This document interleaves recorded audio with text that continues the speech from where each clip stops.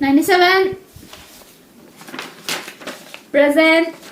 98. Present. 99.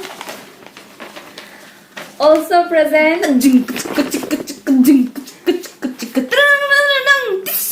And lastly, 100 videos completed! Yay! Hello everyone! Hello everyone! Hey guys! Hi guys! Hey guys! Hey guys! Hi guys!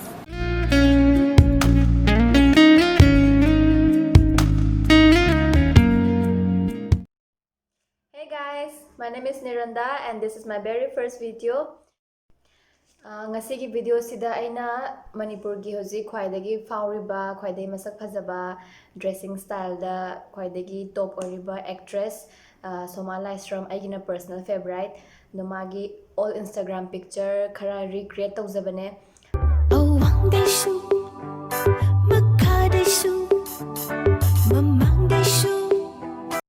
Hey guys, welcome back to my channel. This is my second recreation video. A bullet, nung may bullet niya ay nanahaki. Bullet. Hello everyone, this is my another recreation video.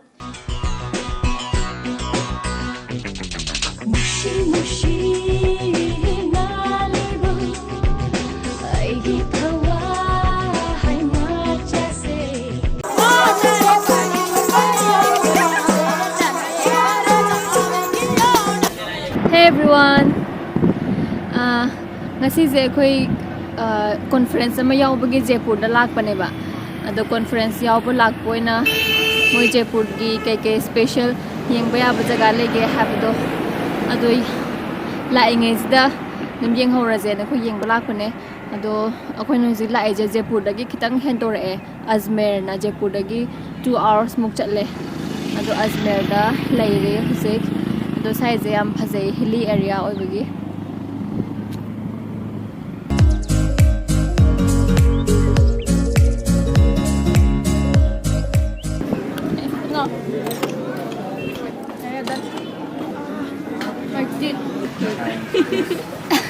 तो जोर से नहीं बोल सकते no energy रख गया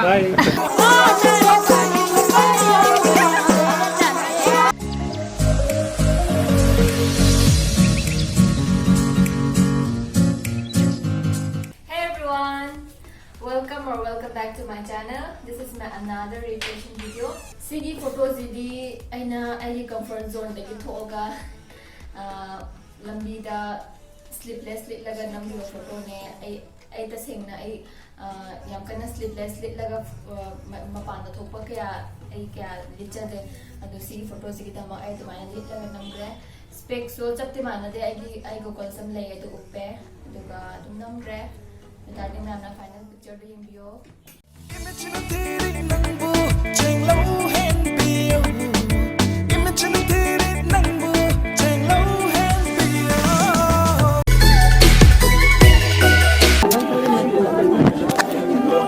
All for 10 after.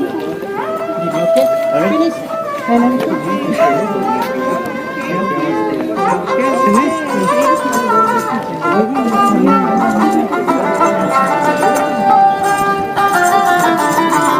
Sir, excuse me.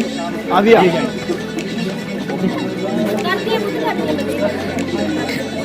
Do some pose like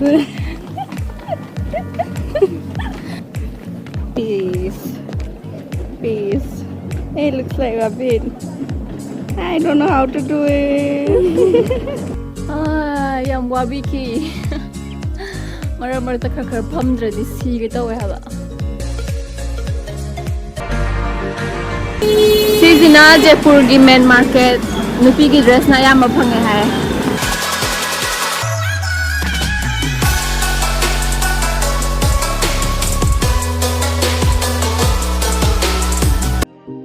Nothing seems the same, always on the go now, never seem to slow down.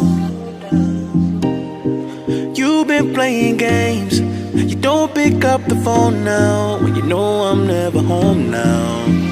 Tell me when am I gonna see you? 'Cause I've been missing your body right beside me. Tell me when am I gonna see you? Just be right there for you, be right next to you. Wait a minute. Yam kana di taw ya address gi post se du bu ha fet manana pati hona jagi bane mayam na final picture do kamai taw ge have do yeng bio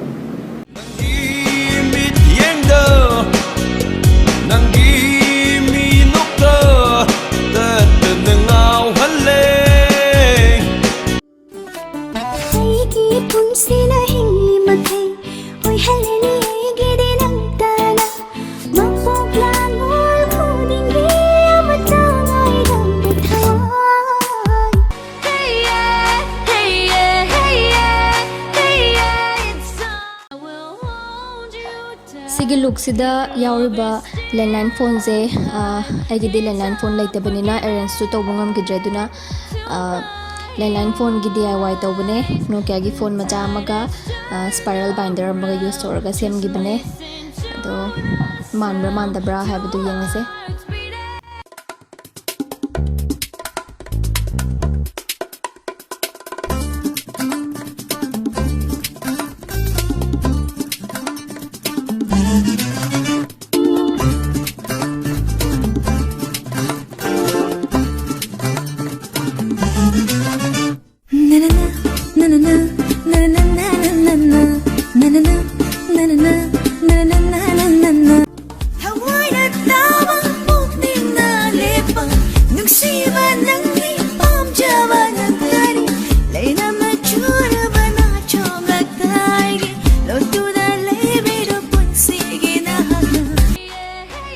Sigi look se aina nahan sarojini dagi shirt ama lerakpado adudune aduga aigi DIY gi landline phone je kamai tawge mayam comment haibiramo. Hey everyone, mayam ngasi zomuka recreation video ama kamu puduna lakjare mayam na final picture kamai taw yeng bio.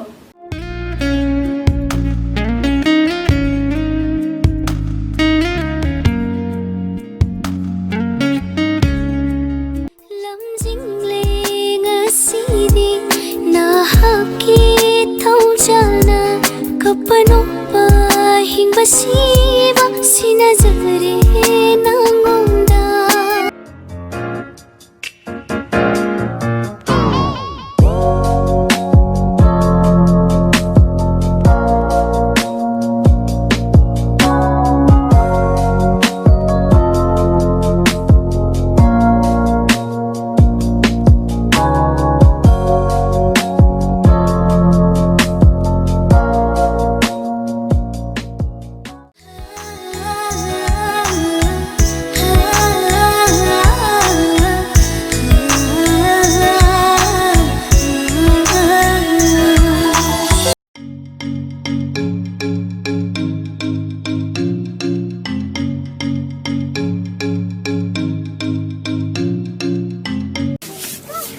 Yellow badi Maggie lere.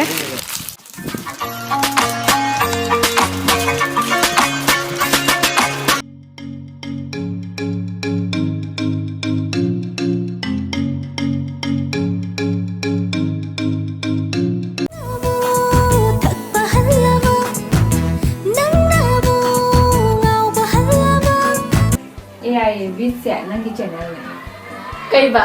AI Vids haiba channel se nangi neba Kai ro AI Vids haiba channel se nangi neba ama bau khangdi ye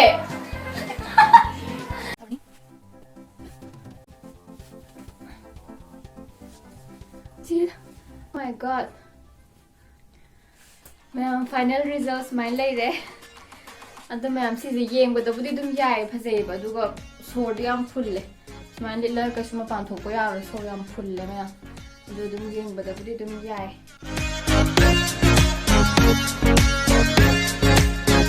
Hi guys mayam ngasi gi recreation video asidi ꯑꯩꯅ ꯃꯃꯥꯡꯗ ꯀꯅꯥꯒꯤ decoration ꯇꯧꯔꯛꯑꯣꯒꯦꯅ ꯍꯪꯖꯈꯤꯕꯗ ꯃꯌꯥꯝꯅ ꯈ꯭ꯋꯥꯏꯗꯒꯤ ꯌꯥꯝꯅ ꯍꯥꯏꯕꯤꯔꯛꯄ ꯃꯅꯤꯄꯨꯔꯒꯤ female YouTuber Priti ꯑꯦꯛꯖꯣꯒꯤ Instagram pictures ꯈꯔ ꯔꯤꯀ꯭ꯔꯦꯠ ꯇꯧꯖꯒꯦ. ꯐꯖꯔꯦ ꯈꯪꯂꯕ ꯁꯛꯇꯝꯅꯤ ꯑꯩꯉꯣꯟꯗ ꯋꯥꯅꯕ ꯁꯤꯟꯕꯤꯔꯅꯨ ꯅꯤꯡꯊꯤꯔꯦ ꯈꯪꯂꯕ ꯁꯛꯇꯝꯗꯣ ꯑꯩꯇꯒꯤ ꯑꯣꯏꯅ ꯊꯝꯖꯅꯤꯡꯉꯤ. ꯁꯤ ꯐꯣꯇꯣꯁꯦ ꯗ꯭ꯔꯦꯁ ꯁꯦꯠꯆꯔꯦ ꯑꯗꯨꯒ ꯂꯤꯛꯁꯦ ꯃꯌꯥꯝ ꯑꯩꯅ DIY ꯌꯥꯝ ꯇꯧꯖꯔꯦ. ꯑꯩꯒꯤ ꯈꯨꯗꯣꯞꯇꯣ ꯍꯥꯞꯆꯤꯟꯖꯔꯦ ꯍꯥꯏꯐꯦꯠ ꯃꯥꯟꯕꯨꯗꯤ ꯃꯥꯟꯅꯗ꯭ꯔꯦ ꯑꯗꯣ ꯍꯥꯏꯐꯦꯠꯇꯪ ꯃꯥꯟꯅꯅꯕꯅ ꯈꯨꯗꯣꯞ ꯍꯥꯞꯆꯤꯟꯖꯔꯦ ꯂꯤꯛꯇ ꯑꯗꯨꯒ ꯇ꯭ꯔꯥꯏ ꯇꯧꯖꯒꯦ.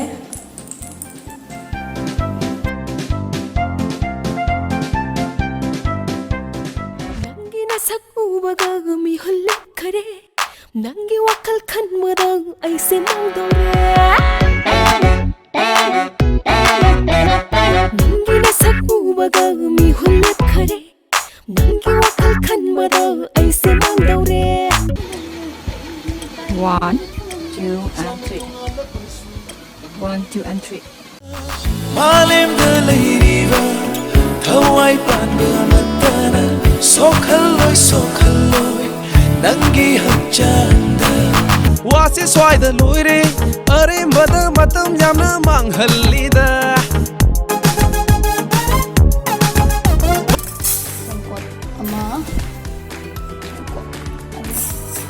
Tengok ani ni Anna.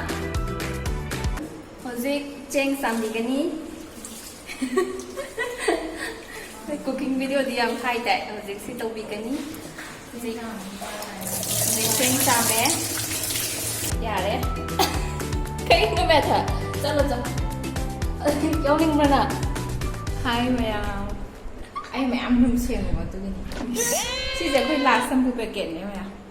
Si matung sarap na lubra khang pote hujik. Adune hojik dukan chapsu phar ta adu mana hojik room sengo ba hai da mayam yam kana थाजबिगन मांग असी खक सिंबगी मा मेंशन तौरी मयाम मणिपुर चकदब ट्रेन स्माइल लेरे ए मखा the कुमदरगा मयाम उहन गेना कापसरकने smile लेये मी याम चिनगद्र खलगा याम कन दिचिलमजे मयाम कोई जिरे बामदगी इंफाल तमना बस तलाक को होजरे तुमिन थमोशिना नंगु आशुम खल्लुरीबा रिया Lui rubai irane. Pause. Sidi manu nga ano si pambazibu. Namit sa pampambigay kaya mga kalam doon yun si.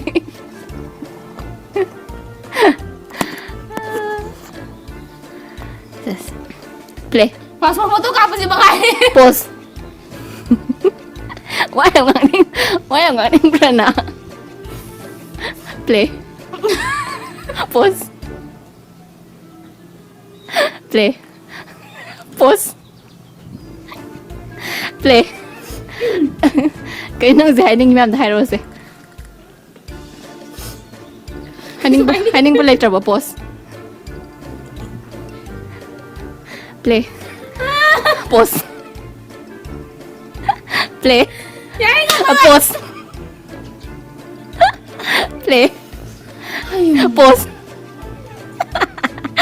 Play. Ang tabay sa'yo kami nga.